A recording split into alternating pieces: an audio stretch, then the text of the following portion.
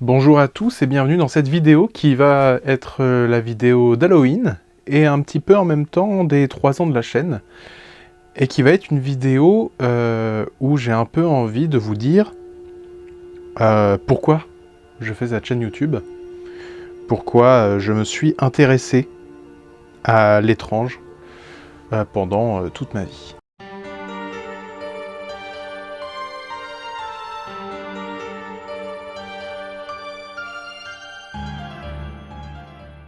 Alors évidemment, vous vous doutez que une des choses qui a pu m'intéresser dans l'étrange, c'est le cinéma de genre. Le cinéma qui effectivement me suit depuis que je suis tout petit. Mon père achetait plein de cassettes qu'on regardait sur le magnétoscope dans le salon.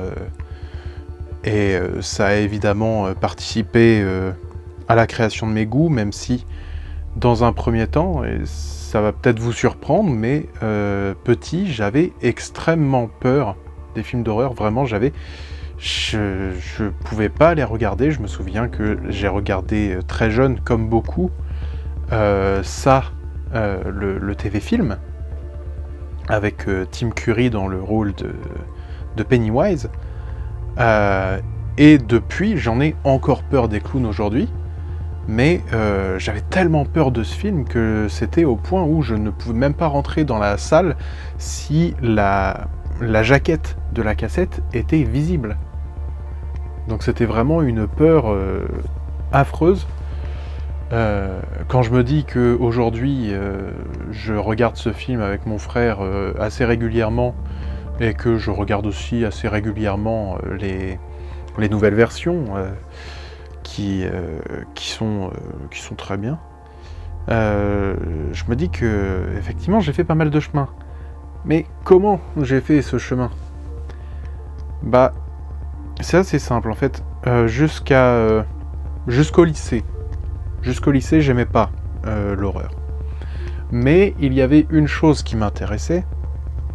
C'était... alors déjà, malgré tout, j'adorais l'esthétique de Tim Burton, j'adorais Sleepy Hollow, Beetlejuice, qui est mon film préféré. J'aimais les visuels étranges.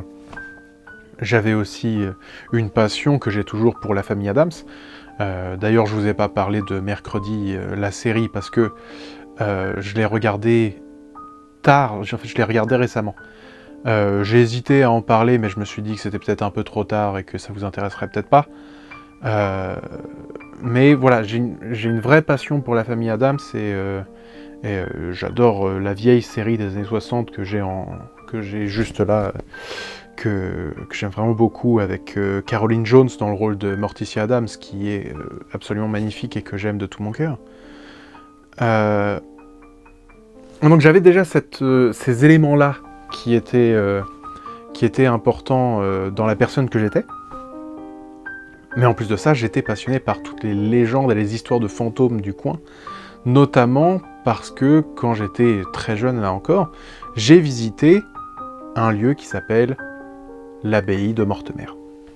Alors l'abbaye de Mortemer, ce qui est intéressant avec ce lieu, c'est que, alors il y a la légende de Mathilde Lampresse, qui serait la dame blanche du lieu, et il y a plein d'autres légendes autour de cet endroit, mais c'est surtout un endroit à visiter. Il n'y a pas forcément, qu'on croit ou non aux fantômes, l'abbaye de Mortemer a cette ambiance particulière qui nous donne l'impression d'être ailleurs, qui nous donne l'impression d'être dans un autre endroit. Et c'est quelque chose qui m'a marqué à vie, parce que depuis que je suis petit, je parle de cet endroit, j'ai une passion pour Mortemer et pour la Dame Blanche de Mortemer, même si c'est quelque chose qui m'a toujours fait rire. Il y a un tableau, une représentation de la Dame Blanche de Mathilde, et elle est magnifique. Et je me suis toujours dit, si je rencontrais Mathilde à Mortemer, j'aurais pas peur, je tomberais amoureux tellement elle est belle sur le tableau.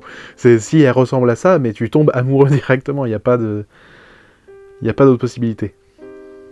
Je me souviens aussi que quand j'étais petit, Quand j'allais à l'école, j'ai toujours eu un rapport assez particulier avec l'école, j'ai toujours été assez mal à l'aise avec l'école. Du coup, quand j'étais petit, quand j'étais à l'école primaire, et que ma mère m'emmenait à l'école, je retardais le plus possible le moment où je devais sortir de la voiture et rejoindre l'école. Et du coup, je lui demandais de me raconter les légendes. Et il y avait 2 légendes. C'était la légende de l'Ankou et la légende des Nyx Nisset, je crois. Enfin bref, une légende de sorcière allemande. Et c'est quelque chose qui a participé à cette construction mentale de l'étrange qui m'accompagne. Arrivé au lycée, c'est mon moyen frère, donc j'ai un grand frère et un frère un peu plus jeune que lui, mais qui est plus vieux que moi, donc je dis mon moyen frère, qui a commencé à un peu plus explorer le côté, le cinéma, qui a commencé à se renseigner un peu plus sur des nouvelles choses, des choses qu'on voyait pas forcément d'habitude, et il nous a amené pas mal de films, mais surtout, il a amené un film, et ce film... Je bois un peu de thé.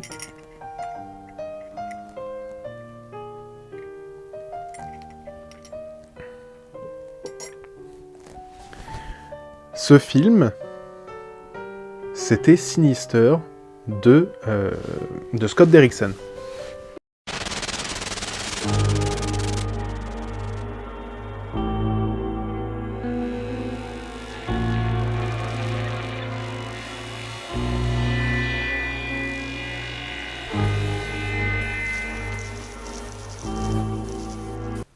Et ce film, alors, mon frère m'a évidemment vendu ce film en me disant que ce n'était pas un film d'horreur, parce qu'il savait que j'avais peur trop facilement, et que s'il m'avait dit que c'était un film d'horreur, je ne l'aurais pas regardé, tout simplement, parce que j'avais trop peur.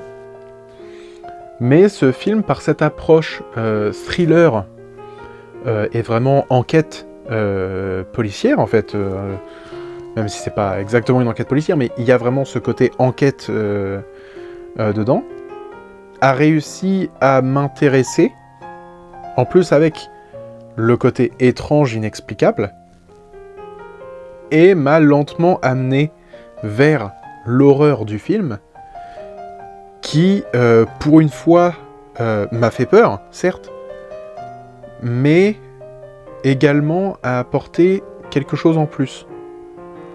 Pour une fois, j'avais peur en regardant un film, mais je me disais pas « Ah, je vais faire des cauchemars ». Je me suis dit « Waouh, c'était cool ». Et c'était la première fois que ça m'arrivait. Quelques temps après, mon frère a voulu continuer de me faire regarder des films.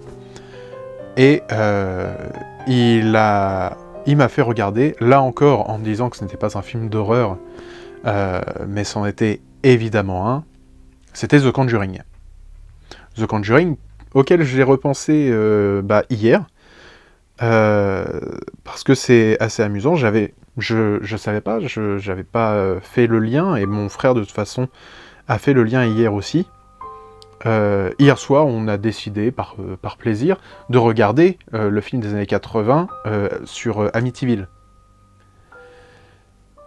Et effectivement, The Conjuring est quasiment un remake du film. Il y a des plans qui se ressemblent, mais c'est fou à quel point ils se ressemblent.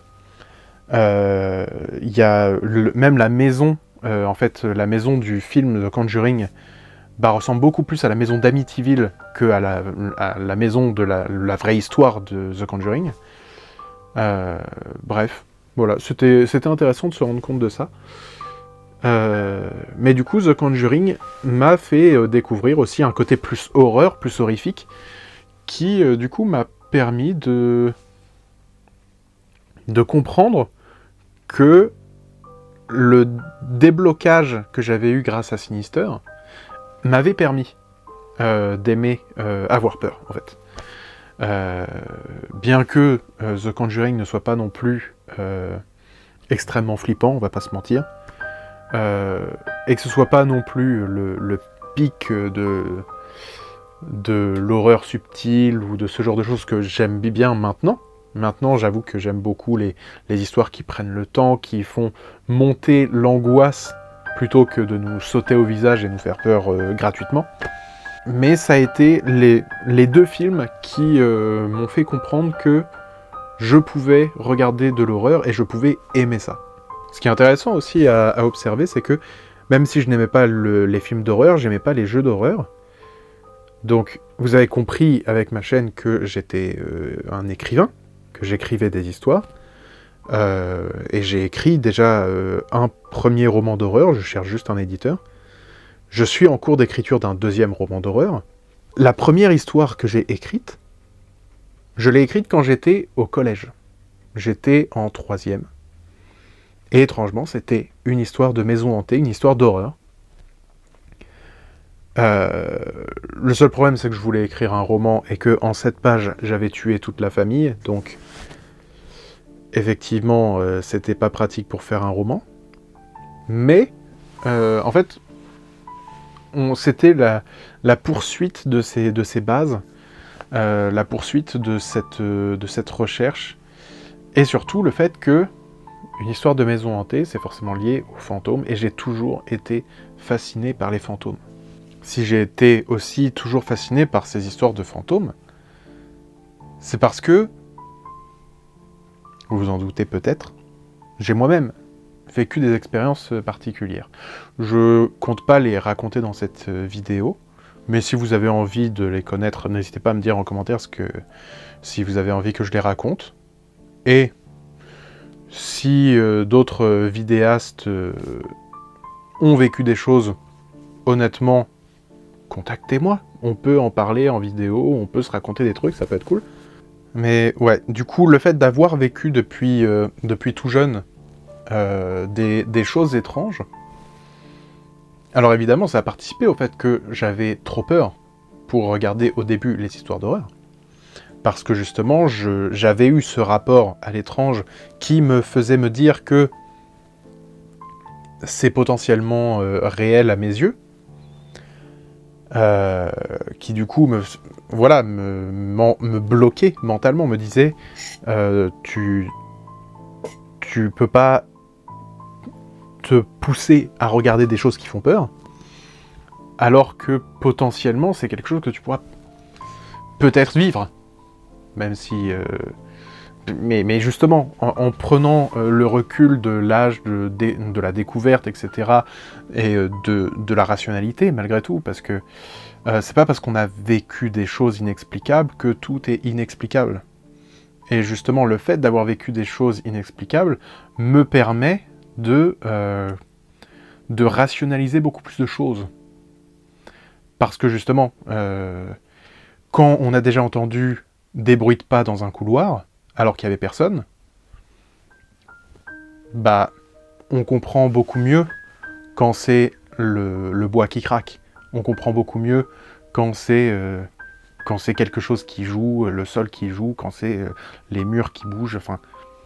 On comprend beaucoup mieux la différence entre vraiment des bruits de pas et des bruits d'autres choses. On comprend vraiment mieux un mouvement d'air, on comprend quand c'est... Enfin, on va sentir un mouvement d'air. Au lieu de se dire c'est un fantôme, bah on va se dire j'ai une fenêtre juste là, je vais regarder... Et justement, cette fenêtre-là, elle laisse passer beaucoup d'air, moi je peux vous le dire, mon bureau il est juste là, et bah en hiver je me l'écaille, hein. Elle laisse passer l'air juste en dessous, moi je suis juste là, et je suis... Vous n'étiez pas obligé de le savoir, mais j'ai froid quand je travaille. Je souffre pour vous. Après, il faut pas non plus oublier le fait que l'attrait à l'étrange a aussi beaucoup de visuels. C'est-à-dire que quand on est... Les gens de mon âge ont grandi en voyant par exemple, les Teen Titans, il y avait Raven dedans. Tout le monde a aimé Raven, mais Raven, elle avait tout un univers de gothique, de mysticisme, son père était un démon, je crois, des trucs comme ça, donc il y avait vraiment tout cet aspect-là, alors que c'est un personnage que, quand t'es gamin, tu l'aimes, ce personnage-là. En plus, c'était la meuf un peu grognon, machin, qui envoie tout le monde péter, donc elle est amusante, elle est... Donc toi, tu t'accroches à ça, et tu commences à découvrir, dès que les personnages y rentraient dans sa chambre, il y avait les bougies partout, tout était en noir, en violet, en machin, bidule... Donc ça apporte cet aspect visuel qui ensuite nous dirige un petit peu plus tard. On voit le Dracula de Coppola.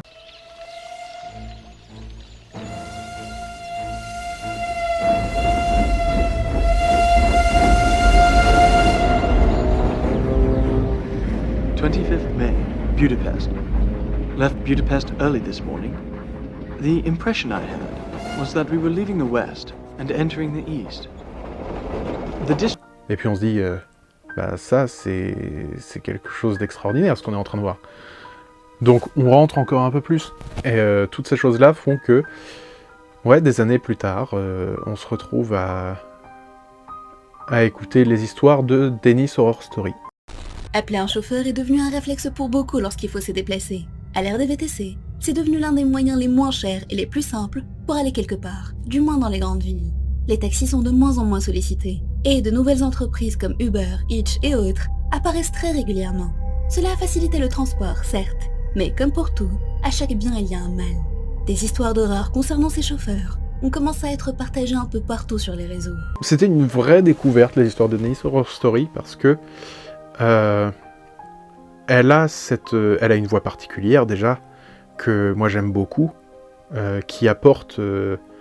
elle sait bien l'utiliser, elle a des histoires qui sont intéressantes, elle arrive à mettre une ambiance, elle arrive à mettre quelque chose d'unique que j'ai retrouvé chez personne d'autre, que j'ai vraiment trouvé fascinant, et voilà, pour moi c'est la reine de mon genre, de ces histoires à raconter. Pour moi, Dennis Horror Story, c'est la référence. C'est incroyable. Vraiment, si vous aimez ce que je fais, écoutez ce que fait Dennis Horror Story, et envoyez-lui beaucoup d'amour, parce qu'elle en a toujours besoin. Mais du coup, à force d'écouter ce qu'elle faisait, alors j'ai découvert Creepy Machine aussi, qui avait une façon très particulière d'amener ses histoires et que j'aimais beaucoup, avec ce côté justement... il racontait ses histoires devant un feu, il me semble. Et je pense que c'est de ça que je tiens mes histoires au coin du feu. Mais il y avait tout ce côté, il avait la tenue de médecin de la peste, des trucs comme ça, le grand masque... c'était vraiment très particulier, très cool. Donc oui, honnêtement, si vous regardez le mélange de leurs deux chaînes, vous rajoutez des bruitages en plus, et puis vous avez ce que moi je fais. Sauf que eux, autant Creepy Machine, ils racontaient en gros, ils faisaient souvent des recherches sur des sujets qu'ils racontaient, ou alors ils traduisaient, ou ils racontaient des trucs qu'ils avaient trouvés sur Reddit. Dennis Horror Story, c'est aussi un peu ça, hein, c'est un travail de traduction et surtout de mise en scène qui est... Bref, c'est la reine. Et moi, à la toute base, ma chaîne YouTube, quand j'ai commencé, c'était après avoir découvert donc l'histoire que vous avez peut-être écoutée, qui s'appelle « Il n'y a rien dans les murs », qui était une histoire donc du Reddit américain. J'avais lu cette histoire et je l'avais trouvée super intéressante. Alors sur le coup, j'ai contacté l'autrice de ce texte en lui demandant si je pouvais traduire, si je pouvais réinterpréter en français, tout ça. Elle a dit d'accord, donc j'ai travaillé sur la traduction, j'ai créé ma chaîne YouTube, j'ai enregistré, j'ai fait le montage et j'ai balancé sur YouTube. J'avais été très touché parce qu'elle avait du coup écouté la vidéo en entière alors qu'elle comprenait pas un broc de français. Mais elle a dit qu'elle avait été très émue par l'histoire, qu'elle avait été très touchée que quelqu'un prenne autant de temps pour travailler sur ce qu'elle faisait. Et c'est comme ça, du coup, que j'ai lancé ma chaîne YouTube avec une traduction d'histoire. Très rapidement, j'ai commencé à enchaîner. J'étais parti du principe de faire une histoire longue, une semaine. La semaine suivante, je faisais 3 histoires courtes. Et voilà, comme ça, une semaine sur 2. Et au début, je trouvais ça intéressant.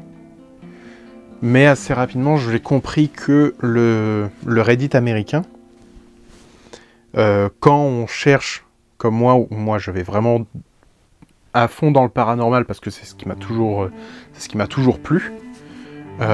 Et puis que je voulais avoir ce côté, voilà, j'avais pas forcément envie de raconter comme tous les autres, parce que il y a vraiment beaucoup de monde qui raconte les rencontres possibles, quelqu'un qui rentre dans la maison, quelqu'un qui essaye de braquer la voiture, je sais pas, des trucs comme ça.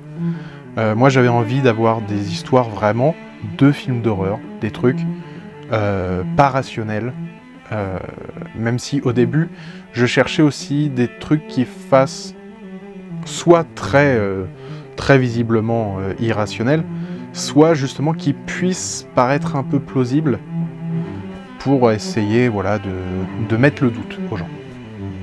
Sauf que le Reddit américain, quand il est sur la partie paranormale, autant il y a des gens qui ont des idées extraordinaires, autant ils ont un peu tendance à ramener le même truc en boucle. Et c'est quelque chose qui m'embête, moi. Ils ramènent tout aux armes à feu. Et du coup, je vais prendre un exemple très simple. Si vous avez écouté N'oubliez pas les roses. N'oublie pas les roses. Sachez juste que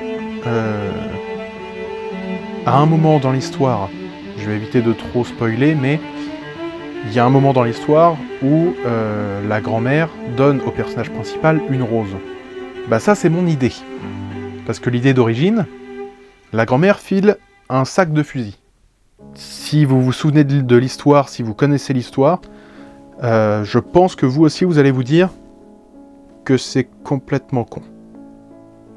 Mais c'est le réflexe à l'américaine, on rajoute des flingues, on rajoute tout ça, parce que y a cette fétichisation des armes à feu là-bas qui est très gênante et qui est la façon de régler tous les problèmes dans leurs histoires. Et c'est horrible. Donc, en fait, à partir de ce moment-là, j'ai commencé à me dire, les histoires du Reddit américain, c'est sympa, mais ce serait peut-être pas mal de transformer certaines choses. Parce que, comme je le disais, moi, à la base, je suis un auteur. Donc, raconter les idées, les histoires des autres, très rapidement, ça commençait à devenir un peu gênant pour moi. J'avais déjà l'impression, malgré tout, de leur piquer leur taf, même si je partais aussi du principe que ça permettait aux gens qui ne comprennent pas l'anglais de comprendre ces histoires-là, et aussi de passer un bon moment. Donc, j'ai commencé à de plus en plus changer leurs histoires, les retravailler, parfois juste prendre l'idée de base et écrire complètement autre chose. Donc, comme je l'expliquais la semaine dernière, j'ai fait une soirée avec les soirées du loup, à qui je fais coucou, et je remercie encore de m'avoir invité pour cette expérience vraiment très cool, que vous pouvez suivre sur les réseaux sociaux, etc. Je vais mettre des liens quelque part. Il y avait donc, pendant les soirées du loup, pendant la soirée avec les soirées du loup, j'ai lu des histoires où j'avais littéralement gardé juste le titre et peut-être les 2 premières phrases, et tout le reste, c'était moi qui l'inventais, parce que soit je trouvais que la personne n'allait pas assez loin dans son concept, soit parfois c'était une fin qui était complètement... que je trouvais vraiment pas intéressante, pas pertinente, ou à base de fusillade dans tous les sens, machin. Moi, ce que j'aime dans l'horreur, et vous l'avez probablement compris, c'est être perdu, c'est être dans l'incompréhension, c'est retrouver face à quelque chose qu'on ne peut pas affronter, c'est être un humain face à quelque chose d'autre, quelque chose d'incompréhensible. Donc moi j'aime pas que le mec il sorte le fusil à pompe pour tirer sur la créature, j'aime pas machin bidule. J'aime que le personnage se retrouve désarmé face à l'horreur.